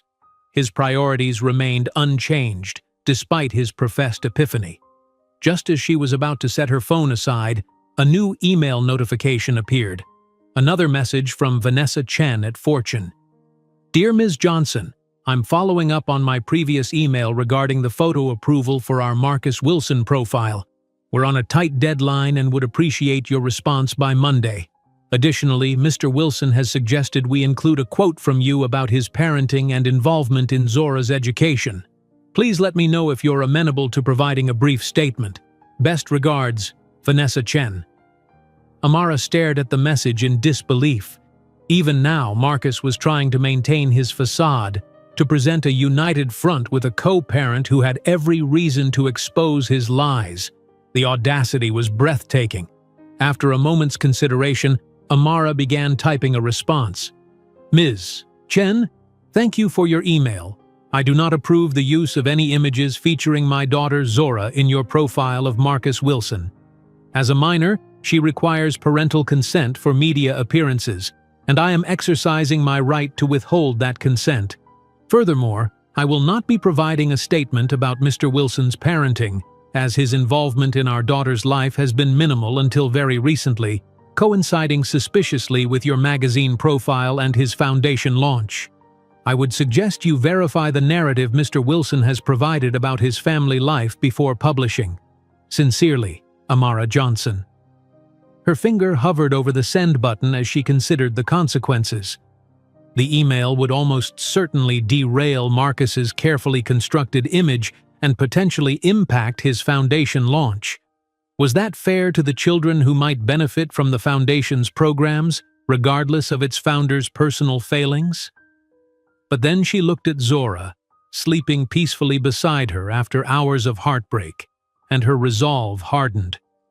This wasn't about punishing Marcus or sabotaging his foundation. It was about protecting her daughter from further exploitation and standing up for the truth. She pressed send, then silenced her phone completely, knowing that Marcus's reaction would be swift and furious. That was tomorrow's problem. Tonight, she would focus on the one thing that truly mattered, helping Zora heal from the fresh wound of her father's betrayal. As if sensing her mother's thoughts, Zora stirred slightly in her sleep, murmuring something inaudible before settling again. Amara gently brushed a curl from her daughter's forehead, marveling at the resilience of this child who had weathered so much disappointment with her spirit intact. "We'll be okay," she whispered, as much to herself as to Zora. "We always are." The next morning brought an unexpected visitor.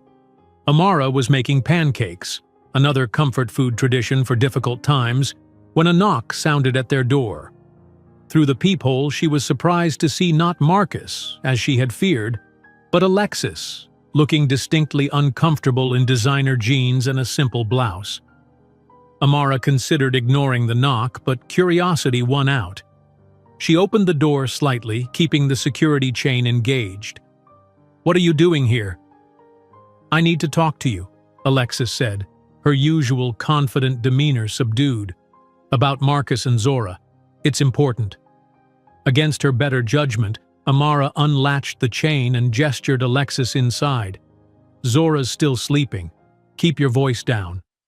Alexis nodded, perching awkwardly on the edge of the sofa, looking out of place in the modest apartment. "Marcus doesn't know I'm here," she began without preamble. "He'd be furious if he found out." "Then why are you?" Amara asked, crossing her arms defensively. Alexis sighed, fidgeting with an expensive-looking bracelet on her wrist. "Because what happened yesterday wasn't right, and because I've been in Zora's position." This admission caught Amara off guard. "What do you mean?" "My stepfather," Alexis explained. "He came into my life when I was 12, right after my parents divorced. He was charming, attentive, bought me expensive gifts, and paraded me around at corporate events like I was a prop in his perfect family tableau. Her mouth twisted in a bitter smile. Sound familiar?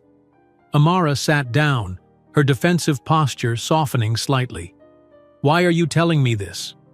Because I see history repeating itself, and I can't stand by and watch another child go through what I did. Alexis met Amara's gaze directly. Marcus isn't a bad person. He genuinely believes he's doing the right thing now. But he's so focused on image and success that he can't see how his actions affect others. That doesn't excuse what he did, Amara pointed out. No, it doesn't, Alexis agreed. But it might help explain it. And… She hesitated, then continued more quietly. It might help you decide what to do about the Fortune article. Amara's eyes narrowed. He sent you here to convince me to withdraw my objection. No, Alexis insisted firmly. Like I said, he doesn't know I'm here. But I do know that he's in full damage control mode. He had an emergency meeting with his PR team last night after your email to Vanessa Chen. How do you know about that email? Because I was there, Alexis admitted. Marcus is not taking this well. He's convinced himself that the foundation will fail if the profile doesn't portray him as a devoted father. That's not my problem, Amara said coldly. He made his choices. I know, and I'm not asking you to change your mind about the photos or the quote. Alexis leaned forward earnestly. I'm here because Marcus is planning to file for formal visitation rights. His lawyers are drawing up the paperwork today. The news hit Amara like a physical blow. He wouldn't dare. He would, Alexis confirmed grimly. He sees it as his only option to maintain the family image he needs for the foundation launch. If he can't get your cooperation, he'll use the courts to force the issue. After 7 years of neglect, no judge would grant him significant visitation. Maybe not, Alexis conceded. But the legal battle itself would be public, messy, painful for everyone, especially Zora. Amara felt sick at the thought of dragging Zora through custody hearings, forcing her to testify about her feelings toward her father. Why are you telling me this? Why betray Marcus's confidence? Alexis was quiet for a moment, her gaze dropping to her hands. Because my mother didn't protect me, she said finally, her voice barely above a whisper. She was so desperate for security, for status, that she let my stepfather use me however he wanted, in family photos, at corporate events, in charity campaigns. I was the perfect accessory to his successful businessman image. She looked up, eyes shining with unshed tears. Do you know what that does to a child? To be valued not for who you are, but for how you make someone else look. The raw pain in Alexis's voice resonated with Amara's deepest fears for Zora. I'm sorry that happened to you. I don't want it to happen to Zora, Alexis said simply. She deserves better, and whatever you might think of me, I didn't sign up to be complicit in hurting a child. Before Amara could respond, a small voice came from the hallway. Mom, who are you talking to? Both women turned to see Zora standing in the doorway, sleep-rumpled and confused, her eyes widening as she recognized their visitor. What is she doing here? Alexis stood, gathering her purse. I was just leaving. I'm sorry to intrude on your morning. She came to warn us about something your father is planning, Amara explained, seeing no reason to hide the truth. It was actually kind of her. Zora looked skeptical. Why would you help us? You're with him. Alexis paused at the door, considering the question. Because some things are more important than relationships or career opportunities. Some lines shouldn't be crossed. She smiled sadly at Zora. For what it's worth, I think you're an amazing young woman, and I'm sorry for my part in all this. After Alexis left, Zora turned to Amara with wide eyes. What's Dad planning? Amara hesitated, not wanting to burden Zora with adult concerns but knowing she deserved honesty. He's thinking about going to court to get formal visitation rights, to make sure he can still see you, even though you don't want to right now. "He can't do that," Zora exclaimed, panic rising in her voice. "Can he?" "He can try," Amara said carefully, "but I won't let him put you through that if I can help it." As Zora processed this information, her expression shifted from fear to a steely determination that reminded Amara forcefully of herself. "I want to talk to him," she announced. "Zora, I don't think that's a good idea right now. You're still upset and—" "I need to tell him myself," Zora insisted. "He doesn't listen to you. Maybe he'll listen to me." Amara studied her daughter's resolute face, recognizing that this wasn't just about avoiding a court battle. This was about Zora reclaiming her agency, about standing up for herself after being used as a pawn in her father's game. "Okay," she agreed finally, "but we do it together, and on our terms, not his." They arranged to meet Marcus at a neutral location, a quiet cafe in a neighborhood halfway between their apartment and his condo.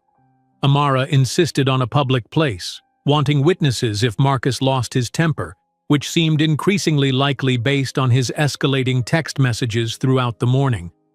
As they waited at a corner table, Zora fidgeted with her napkin, tearing it into tiny pieces. "What if he doesn't listen to me either?" "Then we'll have tried our best," Amara said, reaching across to still her daughter's nervous hands. "The important thing is that you get to say your piece, to tell him how his actions have affected you." "I've been practicing in my head," Zora admitted. "But what if I forget everything when I see him?" "Then you can take a deep breath and start again, or I can step in if you need me to. This is your conversation, Zora. You lead, I follow."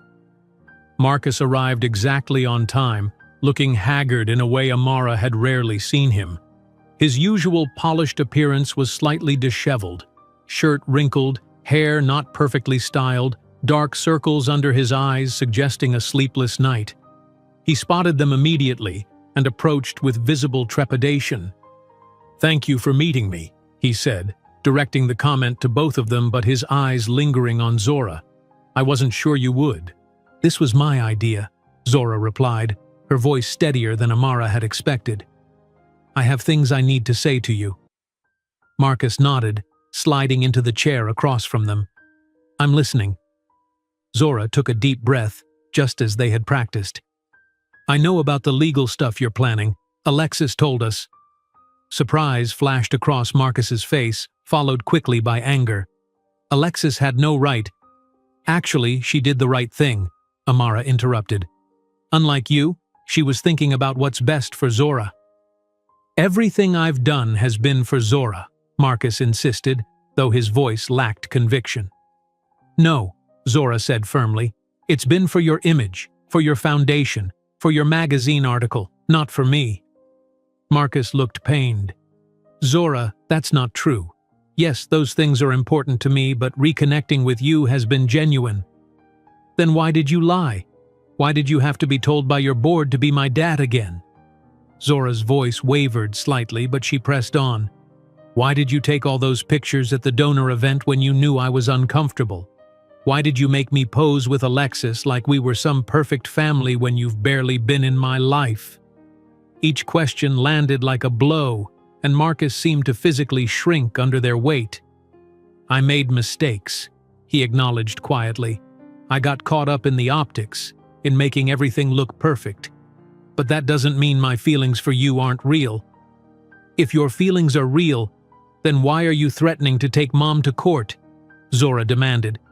"Why can't you respect that I need space from you right now?" "Because I'm afraid," Marcus admitted, the simple honesty of the statement catching both Amara and Zora by surprise. "I'm afraid that if I don't fight for a place in your life now, I'll lose you forever. And I'm afraid that everything else I've built will collapse if I can't even be a decent father to my own daughter." "So it's still about you," Zora observed with a perception beyond her years. "About your fears, your needs, your image."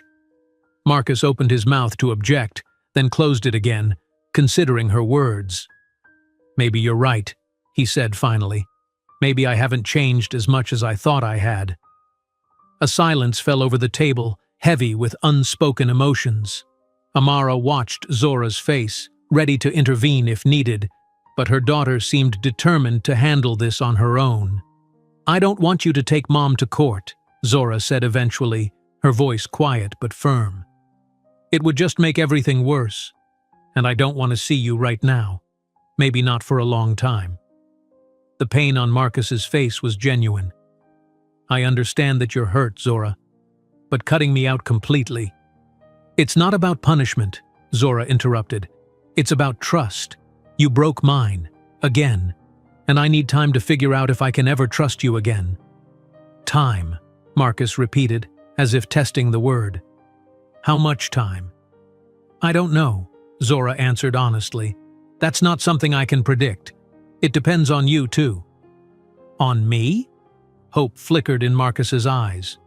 "On whether you can prove that you actually care about me, not just about how I make you look." Zora straightened in her chair, her expression serious.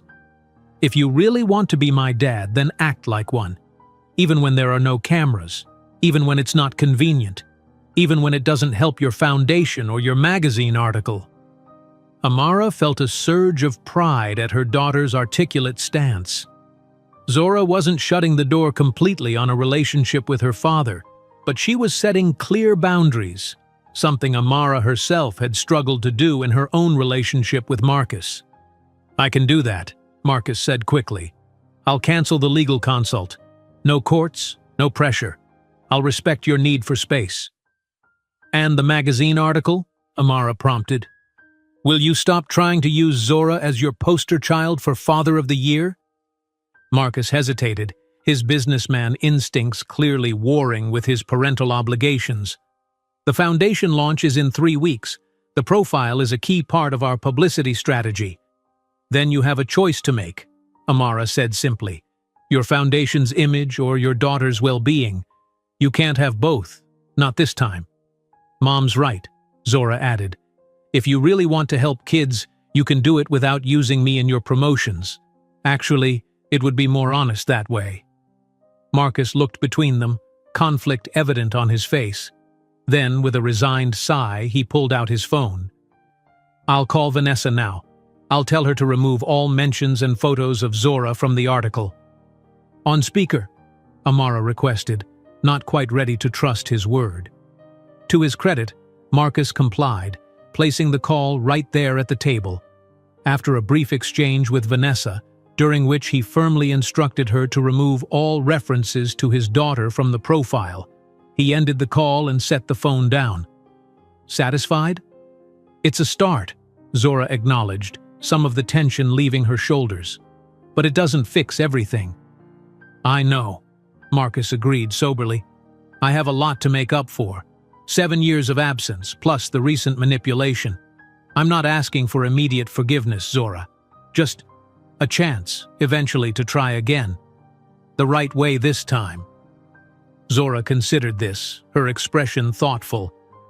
"I might be ready to talk again after the foundation launch, when there's nothing for you to gain from seeing me." "That's more than fair," Marcus said, looking genuinely relieved. "And in the meantime?" "In the meantime, I think we both need space," Zora said firmly. "No calls, no texts, no surprise gifts, just time to think." Marcus nodded slowly, accepting her terms. "And after the launch, how should I reach out?" "I'll contact you," Zora decided, "when I'm ready." The conversation wound down after that, an awkward silence descending as they finished their drinks. When it was time to leave, Marcus stood and hesitated, clearly wanting to hug Zora but unsure if the gesture would be welcome.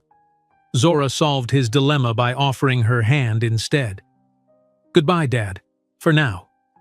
"Goodbye, Zora," he replied, shaking her hand with a formality that acknowledged her boundaries. "Thank you for giving me another chance to get this right, even if it's not right away."